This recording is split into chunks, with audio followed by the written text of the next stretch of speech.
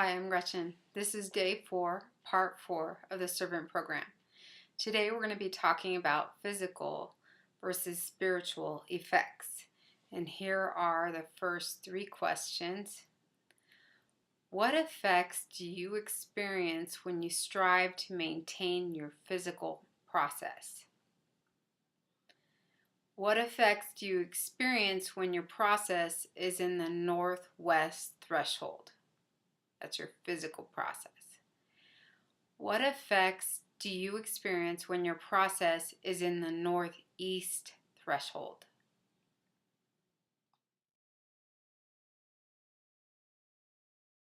When we maintain our physical process in balance to the best of our ability, we experience the balanced effects of joy, both spiritually and physically. When we experience this joy continuously to the level of our satisfaction, we are healthy. We need only work to maintain that process. So, are you experiencing both physical and spiritual joy continuously to the level of your satisfaction?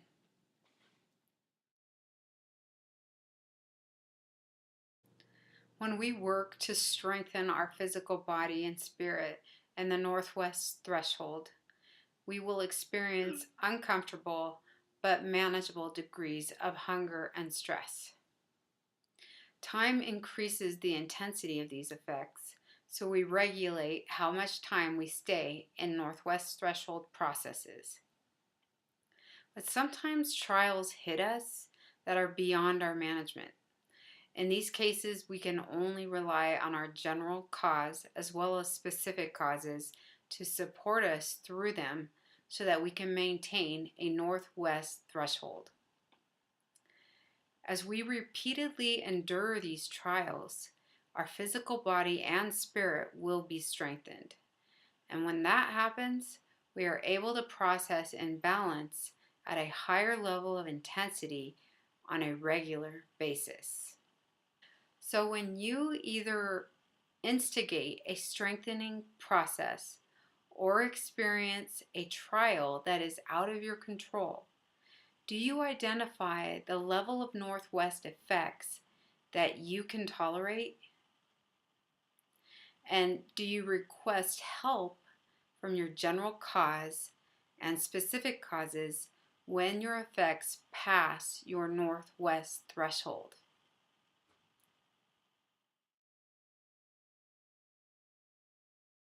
If we go too far to the northwest, our spiritual effects will warn us before physical injury occurs.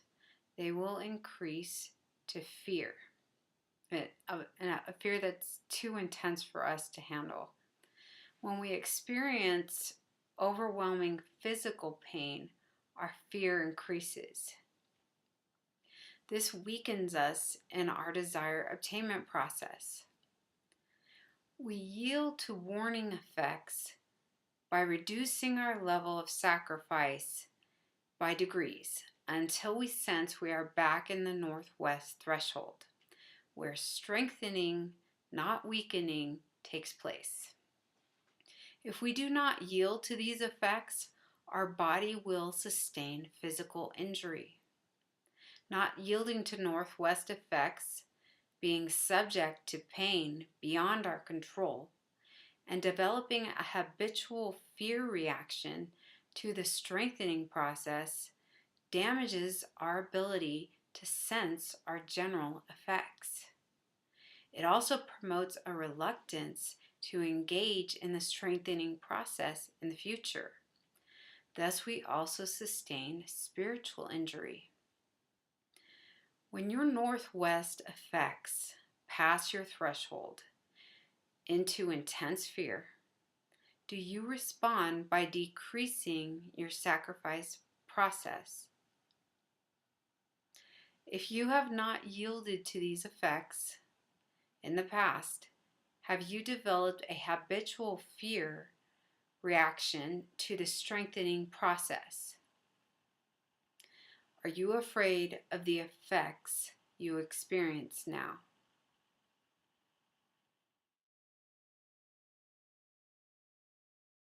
When we desire to promote healing in our physical body and spirit by engaging in northeast threshold processes, we will experience sorrowful but manageable degrees of stagnancy and boredom. If we still desire to obtain a higher level of sustainable joy in our lives, we may feel like we want to engage in a strengthening process. Putting that desire on hold until we heal, until we rebalance, is necessary to eventually gain the strength we desire. Time increases the intensity of these northeast effects just as it does for northwest effects.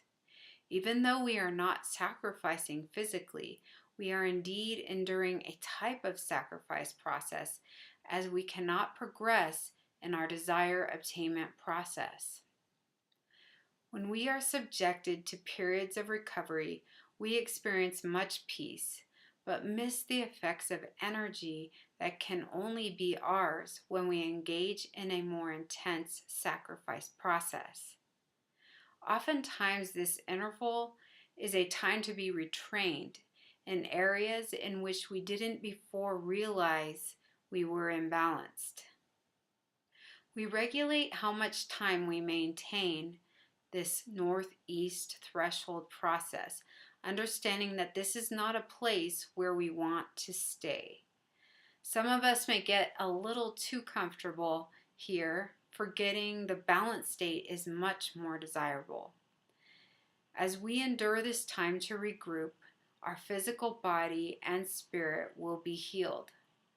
When that happens, we are able to resume sacrificing at our regular intensity. So when you either instigate a healing process or are forced to reduce your sacrifice process and increase your receiving process, do you identify the level of northeast effects that you can tolerate? And do you think of alternative ways that you can still sacrifice for your children and for others when your effects pass your northeast threshold?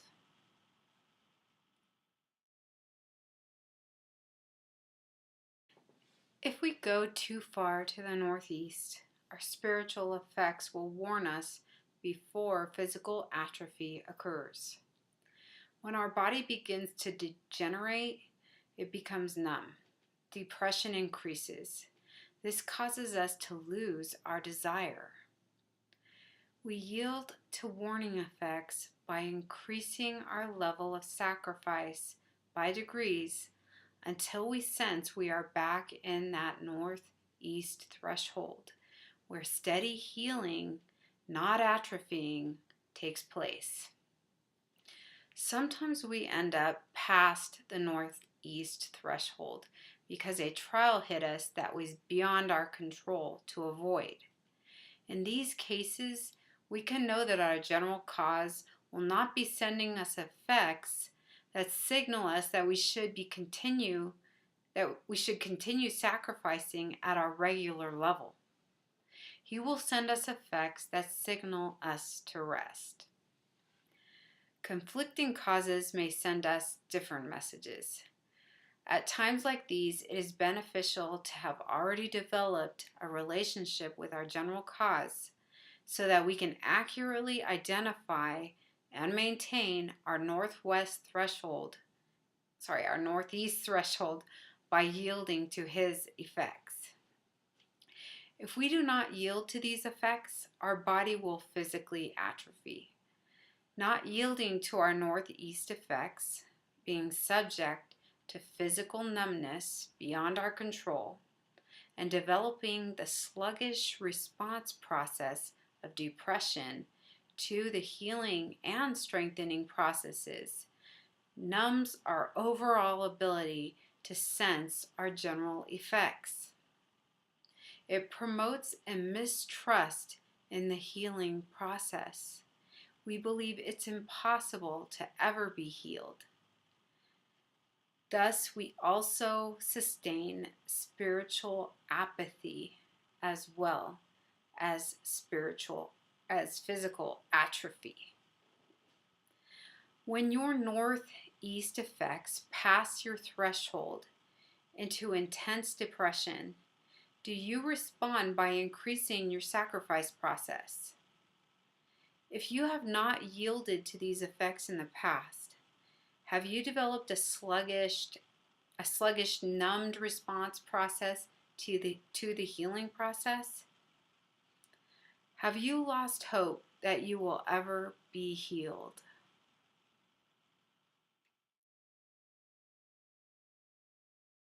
Spiritual effects are pure energy. They are conveyed along the waves of physical, molecular, and elemental matter in a variety of forms and are absorbed by the corresponding systems of the body. Each body system desires and is equipped with the ability to receive specific forms of energy. For example, the cardiorespiratory system desires to receive oxygen. Oxygen, in a way, is a form of energy. The spiritual energy is then conveyed along the oxygen in the form of oxygen. Oxygen forms about 20% of the Earth's atmosphere and is the most abundant element in the Earth's crust. The eyes desire light. Light consists of energy in the form of photons that behave partly like waves and partly like particles. So we can compare the forms of energy and find that most all of them, and it's a hypothesis that all of them have wave-like properties and particle-like properties. The ears desire sound. Sound is vibrations that travel through the air or another medium and can be heard when they reach a person's or animal's ear. The digestive system desires food. Food is a substance consumed to provide nutritional support for the body. It is usually of plant or animal origin and contains essential nutrients such as carbohydrates, fats, proteins, vitamins, or minerals. And we know that food is the energy and light from the sun combined with physical matter. Okay, so think about the systems of the body that your specific desire is in. What form of energy does it desire to receive? Think about the other systems of the body. What do they desire? Compare and contrast these systems to the system your specific desire is in.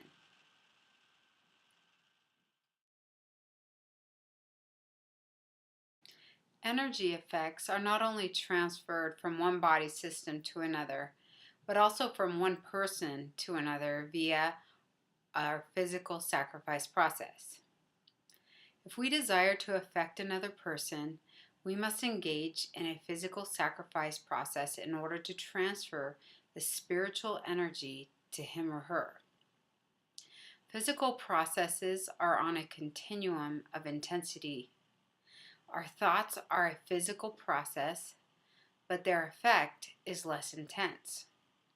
When we transition our thoughts into words, their effects become more intense. When we transition our words into actions, their effects reach the greatest intensity. And the closer we reside to the general balance, the more impactful our effects of our processes will be.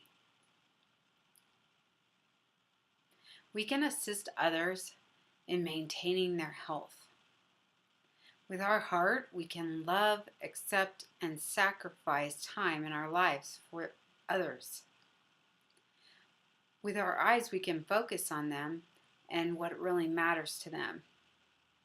With our ears, we can listen to them and hear what's really going on with them. With our digestive system, we can eat healthy foods that keep our effect sensors sensitive enough to receive our general causes guiding effects for ourselves and our children. In this pure state, we are better able to break down concepts and ideas into smaller components that can be more easily absorbed and assimilated by the spirit. Think about the other body systems. How can you use them to love others? We can assist others in their strengthening process. With our heart, we can accept and receive their effects that they take time to give us through their sacrifice process. With our eyes, we can pay attention to their balanced example through their actions. With our ears, we can listen to their words that teach us truth. With our digestive systems, we can eat the healthy food that they prepare for us. We can be open to spiritually digest the larger concepts and ideas that they break down for us and deliver to us on waves of love, so that we can more easily absorb and assimilate truth into our spirits. So think about the other body systems. How can you use them to assist others in strengthening their process? How are you healed through these receiving processes? We can assist others with their healing process. With our heart, we can love and empathize with them in their suffering. With our eyes, we refrain from focusing on their imbalanced processes. We can view our own imbalanced processes and empathize. With our ears, we can listen to them as they need to talk about their struggles. With our digestive system, we can eat healthy food that keeps our effect sensors sensitive enough to convey our general causes comforting effects to them. In this pure state, we are better able to assist them in resolving their conflicts because we understand the cause, process, effect, and result of their story. So think about the other systems of the body. How can you use them to assist others in their healing process?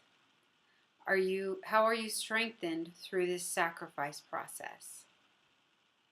Since all of us are usually engaging in both the strengthening and healing processes to some degree in order to maintain our health, we can dynamically affect all those who we interact with in both of these ways in order to assist them in resolving their conflicts and obtaining their desires.